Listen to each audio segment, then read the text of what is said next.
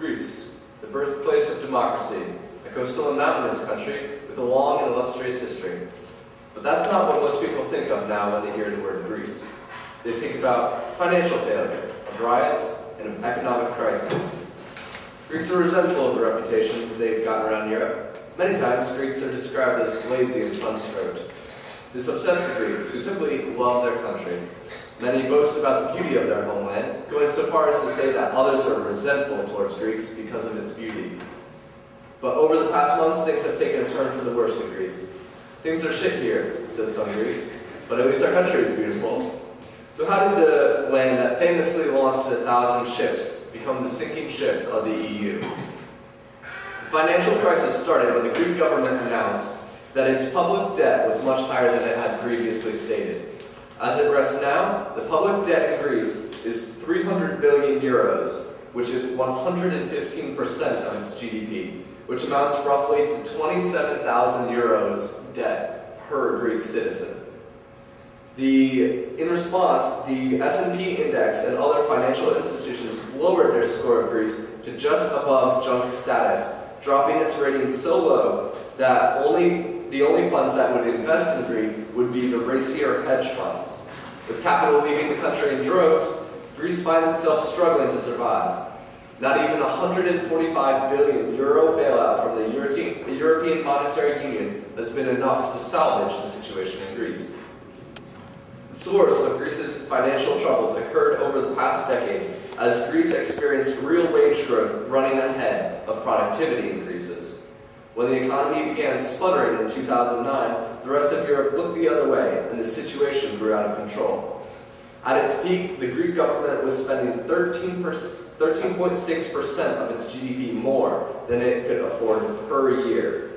Here's where some of the grievances with the Greeks begins to take on a more factual basis. It's estimated that 20 to 30% of the country's economy goes unreported in what is called the shadow economy. In a system of patronage and corruption, it is the fakiolaki, or little envelopes, aka bribes, that keep the wheels of the Greek system greased. It is estimated that the lost revenue from this completely untaxed portion of the economy amounts to 25 billion euros a year. The Greek system of political patronage also supports more legal forms of bribery. It's well understood in Greek politics that if you provide someone with public sector employment, which is usually for life, then you have effectively bought the vote of that family. Additionally, there's a sense of continuity in the Greek system. Sons take over the positions their fathers vacate and are expected to fill the same political coffers their predecessors did. The long-held entrenchment of the system, though, may be coming to an end. The European Monetary Union lent Greece bailout money on strict terms. The assistance, initially blocked by outraged countries like Germany, was delayed partially because of the belief that the Greeks should pay the price for their mistakes. The Germans in particular felt outraged that they were financing bountiful Greek benefits with assistance funds. As time went on, though, it became more and more apparent that the Greeks would be unable to solve their economic woes themselves. More worryingly, the idea of financial contagion began to circulate. All of a sudden, it was no longer the story of Greece failing. It was a story of Greece failing followed by Portugal, Ireland, or Spain. As many of the same financial conditions, in other words, high debt and large deficits, were present in countries besides Greece, the European Union began to worry about the spread of Greece's financial plight to other countries. In a contagion panic, investors act rationally in their best interest. Attempting to avoid the mistake of getting burned twice in a row, they'll pull out their capital from any country they fear is going to go under and transfer them to larger, safer economies such as Greece or France. This causes a devastating economic loss for those weaker countries. Determined to avoid this situation in Ireland, Portugal, and Spain, the EU decided to act to save Greece, but not without some provisions. Strict austerity measures were tied to the Greek bailout, and the requisite cuts to public spending has caused riots across Greece. The government has been running a public sector that occupied 40% of Greece's GDP and about 15% of its total workforce. It's even rumored that the Greek government itself does not know how many people it employs. So when the government announced their planned cuts, discontent spread throughout the country, sparking riots and protests. The protests could not have come at a worse time. Between the two sectors of the economy, shipping and tourism account for nearly a quarter of Greece's GDP. Shipping, based on transporting goods primarily for other countries, has remained mostly intact through the financial crisis and is a beacon of hope for the Greece economy. Not so for tourism. As images of riots are broadcast around the world, tourism becomes an increasingly difficult sector to be employed in, and it doesn't look like there's any end in sight. So why was it so hard for Greece to solve its financial problems? We've already talked about the overlarge public sector, the untaxed economy, and the weakened tourism. But Greece's trouble in solving its financial crisis also comes from its lack of control over its own currency. The devaluation practices that other countries have, which is a tool to fight debt, are simply not available for Greece. Some critics point out that other countries have similar deficits or similar levels of debt as Greece. While this is true, not many other countries have the combination of these two factors that Greece has. Additionally, Greece is a smaller economy, and so it's harder for Greece to sustain the debt, and the Greeks have had the debt a much longer term than the other countries, as well as the fact that the Greek government itself was lying about the debt. And at over 100% of GDP in public debt, Greece is still far above the European average of 68%, though that too is expected to rise. America itself has almost 70% GDP debt at the moment, but comparing the two, we see that the advantage America has over Greece is liquidity. In a crisis, people run to American money as a keeper of value. Not so for Greece.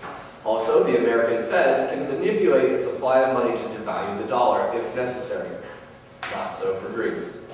Normally in a crisis, governments increase spending to make up for the collapsed demand. Not so for Greece. Greece is now tied into making the austerity measures stick, and its only options are to increase taxes, which would further hurt their economy as businesses and citizens spend less, or reduce spending, further hurting their economy as more people become unemployed. Greece's only hope lies in the return of foreign capital, something it is pursuing zealously at this moment from countries like China. Still, as 2010 winds down, the future of Greece doesn't look good. Before the economy can recover, capital has to flow back into the country, and before that happens, confidence has to be restored. Hopefully the Greek government will now be able to change the perception of Greece. Their future depends on it. Okay, well, thank you. Let's see, do we have questions or comments on the presentation? And they can be just or about the topic at hand. Yeah. Travis? What do you think are some things the Greek government can do that it's not currently doing to help? That it's not currently doing. It's doing its best to try and get some money from China, which is probably the best thing they're doing. That they have a strong country like China bailing them out.